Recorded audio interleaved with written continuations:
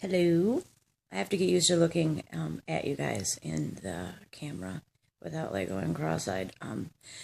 So as you can see today, I have makeup on and I have full hair on.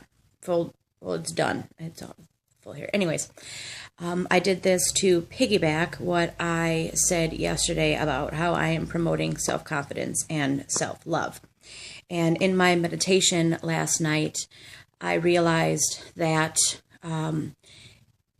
it was really easy for me to say, be comfortable with yourself without having any makeup done or having your hair done, as there are two people that came to mind that I love very much. And it reminded me that not everybody is blessed to have a clear complexion or healthy hair as I do. And for these women, one of which has acne scars on her face. So when she goes out, her face is extremely red, and it's obvious that people are paying more attention to the scars on her face rather than listening to what she has to say or seeing her for who she is. And there is a lot of self-conscious thoughts that happen from that. So she feels her best when there is cover-up on. And it's not that she's covering up who she is or she's covering up her beauty.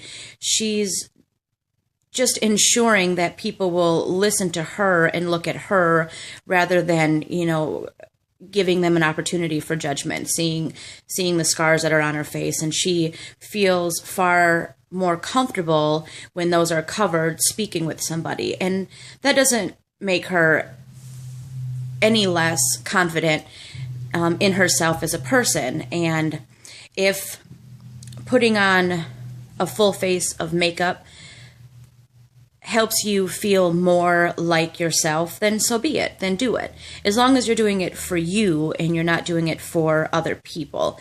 As well as hair. There may be people who have to put extensions in because their hair doesn't grow, or they may have to wear wigs for whatever reason. Either their hair doesn't grow at all, or because their hair just isn't healthy and they feel more comfortable when they have wigs on. Again, if they're doing this, wearing the extensions, or putting weave in, or just a full wig, it doesn't mean when they walk out of the house they are being any less than who they are, or that they're self-conscious about their natural beauty. It's just they feel more like themselves when they have these necessary accessories on, I'll call them. I just wanted to bring that out and put my thoughts on that part of being a woman. And I mentioned yesterday how every year I work on one thing. So I was going to share with you all what I started working on from 2011 until now. I'm going to go over them quickly and try to make a video every day around this time and go over into more details. My very first year was 2011, and I met an angel of a woman through Mr. Benjamin. And as I'm a very sarcastic, quick-witted, smart-mouthed human being, she asked me, why do you say the things you do to people? And just the way she looked at me, I got humbled so quick, and I just answered, because I can. And the things that I would say to people were very harsh, and I would cut real deep, and I enjoyed seeing them uncomfortable. I felt superior to them, whether it was in intelligence or because my confidence level was different. So I spent half of 2011 analyzing things before they came out of my mouth, when I would want to shut somebody down with my words, and thinking about, why am I saying this? It was just because I could. So that year, my mission was, don't speak just to speak. When you do, make sure that you say it out of love. So whenever I would say something, even if it was something harsh, that harsh thing was being said because to the person, I loved them and I wanted them to be better because they wanted to, not because I thought they needed to be better. So everything I said, I made sure it came from a positive place in hopes to motivate them or have them gain a different perspective on things. 2012 was releasing the hold that other people had on me. So other people's opinions, other people that I cared about, and the way that they viewed me. I wanted to release that. And my aunt, Karen, came to my house that year and she shared a quote with me. And it was, "What other people think of you is none of your business." And what that means is everybody has a right to their own opinion.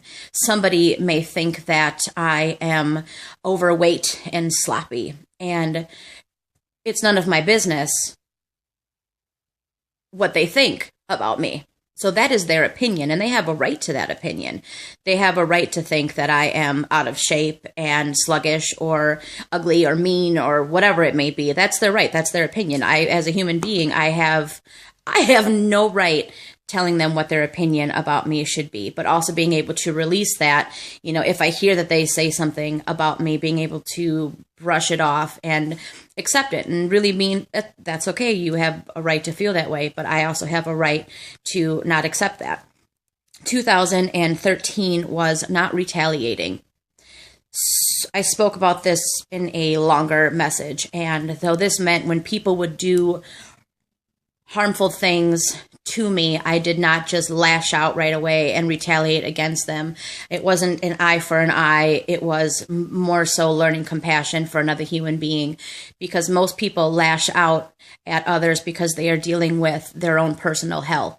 And the only way that they can cope with it is lashing out on somebody else, putting attention on a different problem or a different person rather than just dealing with their own thing. And it wasn't that I felt sorry for anybody that was lashing out. It was I had compassion, and I understood that they were probably going through more difficult things than I was, and that was their way of coping. 2014, which is, I'm going to talk about this one later because the video is really long again. 2014 was being selfish in a positive way. And so being selfish to me is like my children, spending time with my kids. That's something I love. So when you hear me say be selfish, it doesn't mean take everything for yourself and don't give out any love and everything you do is just for you. I also like talking to my friends. I like being there. I like being a good listener. But I also love drawing and reading, and I like dancing while I clean. I salsa all around the kitchen when I'm doing the dishes, especially when nobody's around. I mean, it's going all over the place, this big old butt of mine. And that's something that has changed me in the most fantastic way. And then, of course, I talked about this year, which was you must do what you say you're going to do. This video is super long already. It's 9 minutes. Maybe I'll just do 10-minute videos all the time. Thank you for listening to the whole thing. Looking at my eyeshadow and let me be cross-eyed.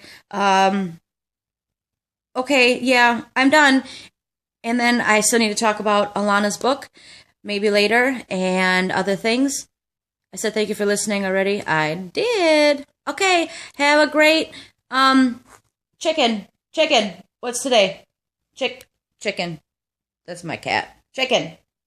I think it's Wednesday. Oh, it's hump day. Have a happy hump day. Bye.